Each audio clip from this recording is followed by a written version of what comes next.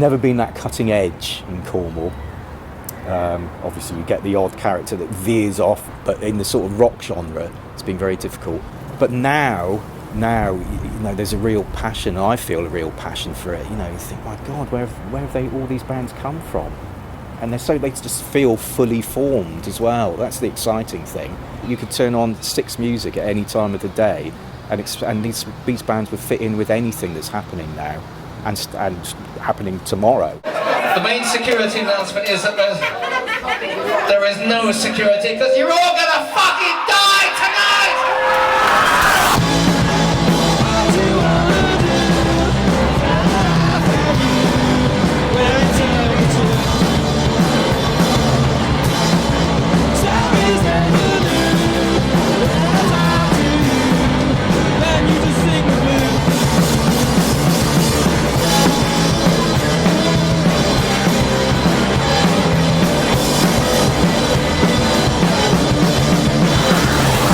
There's kind of like half a dozen real key players, and like they're kind of all pop up in each other's bands, and I really like that. That's the thing, is everyone's kind of really like good friends, which is quite nice.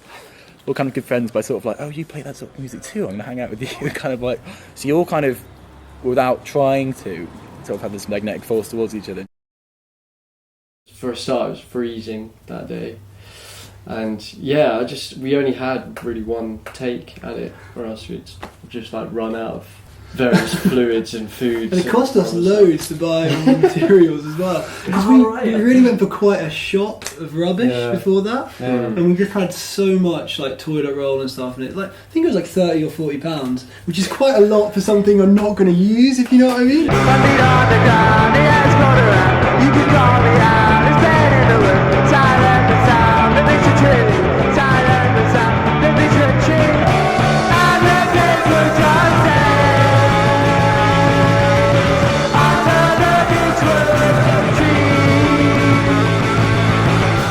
Sam from the Tambourines gave us the idea for that video.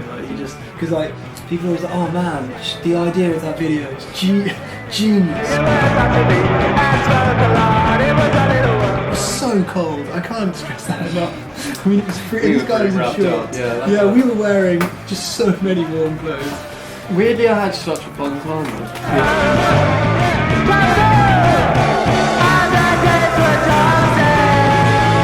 Occasional cars were driving past and giving quite odd looks, so yeah, we tried to load out as quick as possible.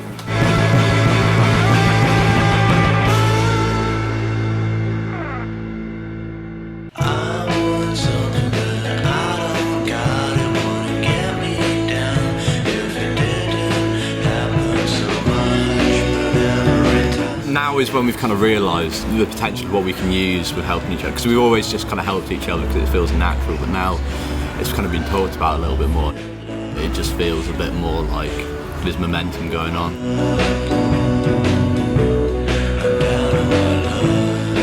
And that's the thing with these bands, they all are interlinked. I mean, it's Cornwall, come on, it's incestuous. We all have sex with our cousins, and we all form bands together. So, but what they're doing, even though they are all sort of interrelated, is very, very different. They're very distinct bands and musical types.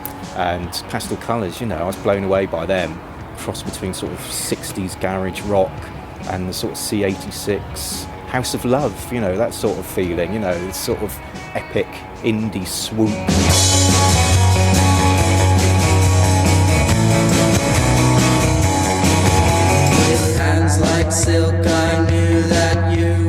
I met Josh at Falmouth Uni. He came along with some demos and I was like, oh, that's cool, that could do with this. We ended up getting put together for some kind of exercise or something, and we ended up not liking each other. I looked like a skinhead at the time, and then he looked like a sort of gay pirate. We put a song on the internet and it got a lot of views really quickly, so it was like, well, we might as well just carry on doing it.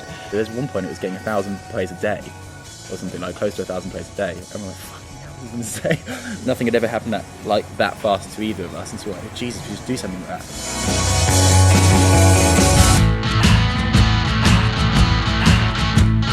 Lost Dawn, amazing, sort of White Stripes crossed with Bolan, it's an amazing glam thing.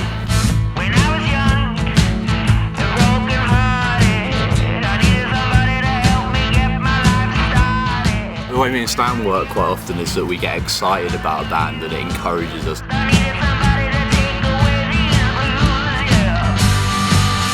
We bonded over Trewhela.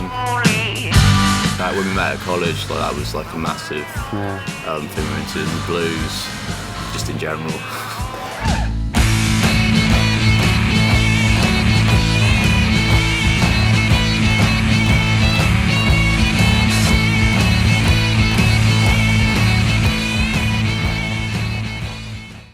I think it all stems from Black Tambourines, really. There was a real wave of genuineness, like, from them, which is something I'd never ever seen before. And like the way they performed, I mean, I remember it was at Bunter's in Truro, and there was like Sam, and they were mid-song, and Sam just like got his guitar and just started scraping it up and down the side of his amp, you know, just like mid-song, just like a guitar solo, really. I saw them at the John Peel gig thing in Truro, and because I remember Truro College were involved on like a second stage, and Rob Carter, who was their tutor at Truro College, said to me, "Oh, come and check out this band, I think you might like them."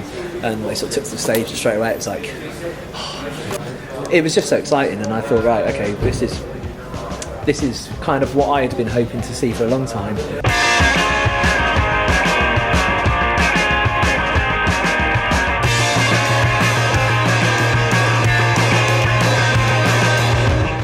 I mean, they are one of the best things to come out of Cornwall for a really long time, and yeah, that's what I loved about it. It was about seeing the band that's come from Cornwall, that's formed in Cornwall, but they could have been formed in the East End of London. I wanna stay away. I found out that you got eyes. I'm feeling fine today. Now I don't need your eyes. It's not excitement.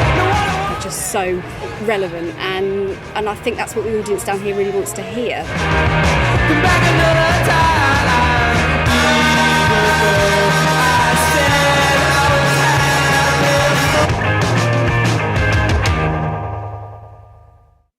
The other thing to mention is that some of the local promoters, like SW1, have been really kind and given them a lot of support slots to, you know, the big acts that come down here to perform. Yeah, they've been amazing. They've been really great. They've been such good help. Put us on at Boardmasters, where Lost Dawn, Red Cause, Pastel Colours and Black Tambourines all play within about 3 hours of each other on the same day, which is brilliant. It was so much fun.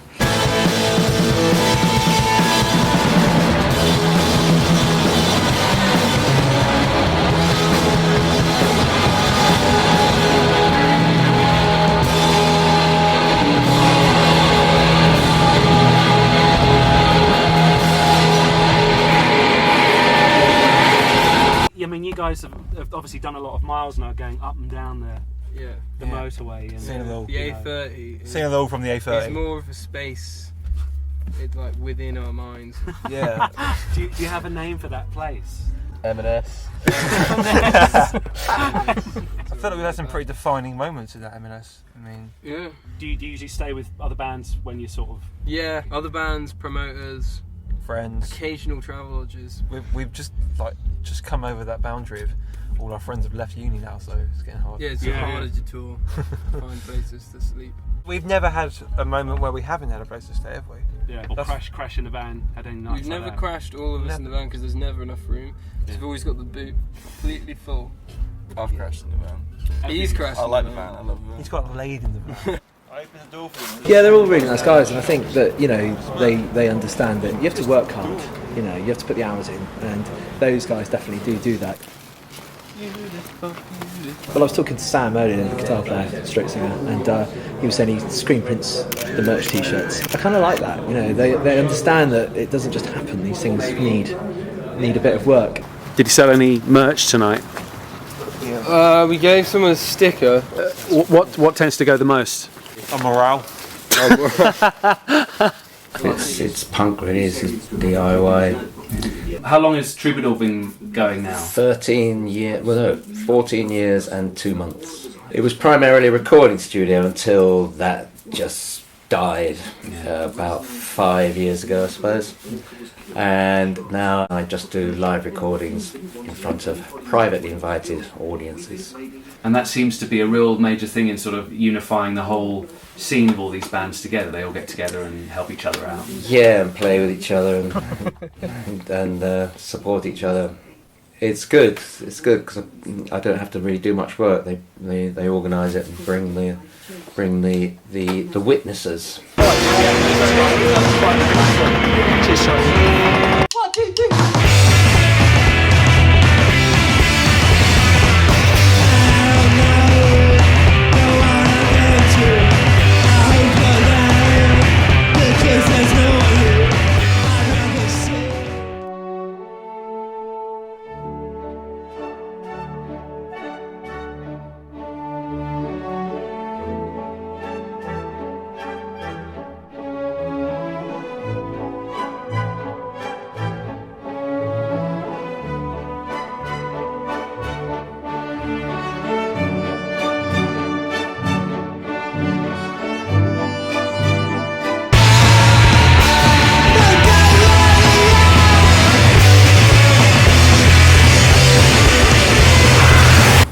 Shot down in flames for this, but I'm allowed to say it because I'm Cornish, but Cornwall people can be quite lazy and need to be led sometimes.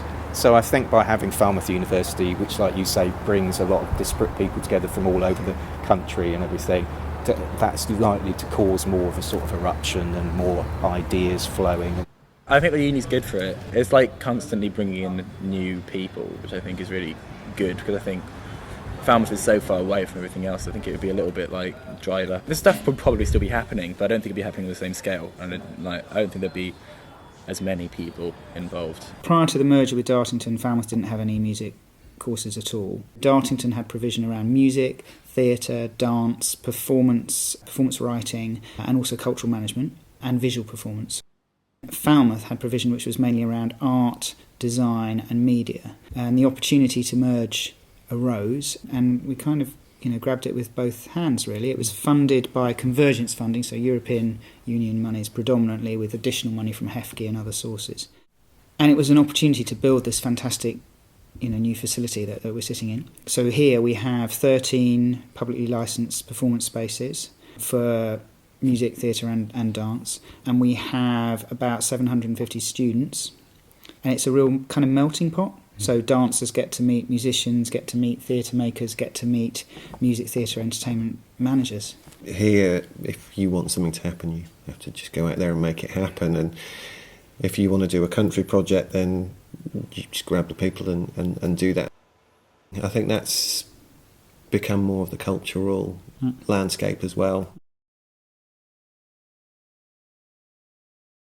They just played a great show, and then out of nowhere, like Josh just lobbed his guitar right at Sam's head, close range, and it was a heavy blow, and Sam just reacted, punched the shit out of him, punched the hell out, and then they just ended up on the floor, and he just lashed out. I lashed out because of the pain in my face. Well, we've worked through it. There's a lot of psychiatric help. We've all punched Josh, We've but had no one's fight ever. before, Yeah, we fought. We'll do a montage of me punching Josh. A punch montage. I don't think we've ever had a disagreement. It's always been like someone says an idea and it's like you're totally right. That's the perfect thing. That's exactly what it needs. We've had our share of arguments, definitely, but I think like on stage mainly it stems from the fact that I sometimes mistake playing live for stand-up comedy and terrible sort of CITV breakfast television. I think the best thing to do is start doing actually is just playing songs like off the bat, or just there's no breaks, because if there's a break there's always a chance you might. I'm trying to stop myself. I'm really trying to deal with it. I think there used to be a perception, and there still is to some degree, that in the music industry you need to be based in London. But I don't think that's ever really been true. Yeah, exactly. If you move to London, you're just going to get lost in that great morass. And there's so many more bands now, aren't there? Is it really worth doing nowadays? Do you have to do it? It's expensive to take the plunge, you know. Look at this, you don't get this space in any city, anywhere. But at least down here, you've got that captured audience that can help you grow, you know. In my sort of line of work, we do get to talk to a lot of sort of key players in the music industry. People aren't so interested in just London or Sheffield or Leeds, you know what I mean? It's like people are looking and seeing that there are bands, and I think the Tambourines have kind of pushed through that to kind of wave the flag. Everyone's like on their second EP, their second album, and their whatever they're doing next, you know. And I think what it is people, not riding along, but enjoying this new wave now. The new wave's happened. It's happened everywhere. But now what's happening? We're just getting comfortable with it, and we're exploring what we can actually do with it. You know, we're developing the idea. For young people entering the industry at the moment, it's just a brilliant time. The rule book's been ripped up, really. The industry in some respects is on its knees, in other respects certain areas are doing quite well, so there's lots of change. It's a brilliant time to innovate and be a pioneer, and that's what we hope our guys will be.